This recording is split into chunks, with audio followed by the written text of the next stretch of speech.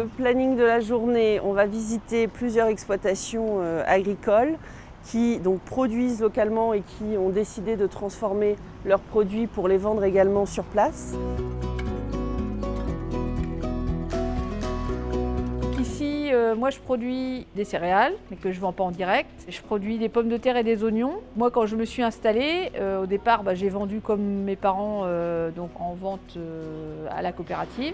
Et puis, j'ai réfléchi un petit peu à vendre en direct à la ferme. Et après, j'ai été prospecter des restaurants. On a 11 producteurs sur l'association, principalement des producteurs du pays de Falaise. Après, quand on n'a pas trouvé les producteurs sur notre pays de Falaise, on a été prospecter d'autres producteurs. La CDC du Pays de Falaise, donc en charge du Daveco, souhaitait développer les circuits courts. Lors de différentes rencontres avec des producteurs locaux, ils ont exprimé le souhait de se regrouper, où là on a demandé à chacun de s'exprimer pour faire ressortir un projet qu'ils pourraient avoir en commun. Donc 2 projets sont sortis, le fait d'avoir un lieu de vente en commun et de travailler avec les écoles. On s'est concentré sur le lieu de vente. Les producteurs ont souhaité qu'avec la Chambre d'agriculture, nous organisions, nous les accompagnions tous les mois sur des réunions de préparation, etc. L'investissement, c'était du temps qu'on a consacré, en tout cas que j'ai consacré en tant que salarié de la Comcom.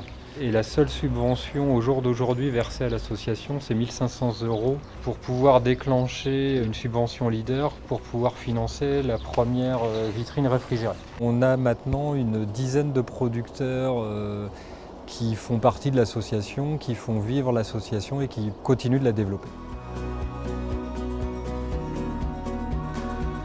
On travaille avec des personnes en situation de handicap, alors particulièrement adultes. C'est pour ça que le restaurant, historiquement, le restaurant de Moulinex, ça fait partie du patrimoine industriel de Falaise. C'était important de pouvoir le valoriser.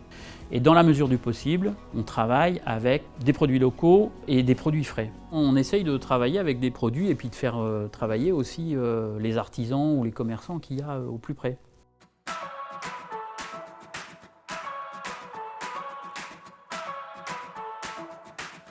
Vous êtes au Paneton de Guillaume. L'origine de ce commerce, il est autour de la rencontre d'un ESAT et de producteurs locaux qui souhaitaient pouvoir valoriser et vendre leur production. Donc ici, on est sur le site de la Crête de Fontenay. C'est 1500 tonnes environ de pommes de terre, 1500 tonnes d'oignons et 1500 tonnes de céleri. Les pommes de terre, il y a d'autres producteurs autour de Caen et nos 1500 tonnes ne suffiraient pas à nourrir l'agglomération caennaise. En céleri, en revanche, c'est beaucoup plus, ce qui nous amène à commercialiser, y compris sur Rungis, nos céleris. Puisque nos circuits, ça part de nos magasins. Donc le magasin de la Grande Ferme, qui est le magasin historique, ici à Fontenay-le-Marmion. Le magasin de la Bijude, au nord de Caen. Et puis il y a un 3e magasin adossé donc à notre 3e outil de production dans lequel nous sommes associés, les serres de Colombelles. On produit en bio des tomates, des aubergines et des poivrons. Ce que mes prédécesseurs avaient institué à Fontenay-le-Marmion, c'est qu'on s'aperçoit que les gens qui viennent faire leurs courses, ils ont toujours une recette et on ne peut pas avoir une offre limitée. Comme on n'est pas un maraîcher diversifié, c'est-à-dire il y a des maraîchers sur des petites surfaces qui vont avoir toutes sortes de légumes, le fenouil et tout ça. Nous, on n'est pas dans ce cadre de figure-là, mais néanmoins, il faut pouvoir tout offrir aux clients. Parce que sinon, la personne, elle vient, mais à chaque fois, si elle sait qu'elle va faire ses courses et qu'il va lui manquer quelque chose, elle dit je vais chez Leclerc et puis c'est fini, quoi. Grosso modo, il y a nos produits. La 2e strate, c'est les producteurs normands à qui on achète en direct. Et puis la 3e strate, c'est le circuit long qu'on va rechercher chez les grossistes.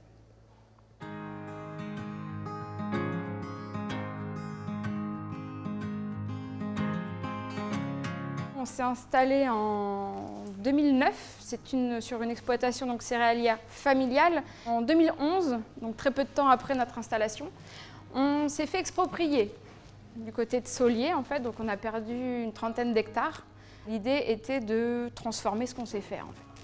Voilà, ça fait 5 générations qu'on produit du blé, on s'est dit autant aller jusqu'au bout et pourquoi le revendre, l'exporter, partir en bateau et pas l'utiliser quoi.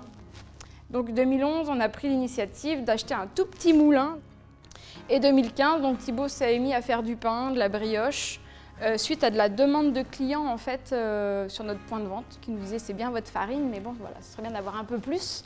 Octobre 2019, juste avant Covid, on a ouvert le bâtiment que vous avez là, ce qui nous permettait en fait de regrouper l'atelier meunerie, le labo de transformation et le point de vente. Donc là maintenant on est ouvert du mercredi au dimanche, avec toujours donc du coup vente ferme, vente épicerie et on a développé aussi la vente restauration collective. L'idée c'est vraiment de développer tout ce qu'on peut faire en fait avec notre blé. Donc en fait on va de la farine, on fait tout ce qui est pain, viennoiserie, pâtisserie, on fait des pâtes, des crêpes, des galettes. On a vraiment étoffé tout ce qu'on peut faire avec notre blé, on fait. On n'avait pas de retour avant. En fait, on produisait bien et ça partait au même titre que quelqu'un qui produit moins bien et tout part ensemble, tout est mélangé en coopérative.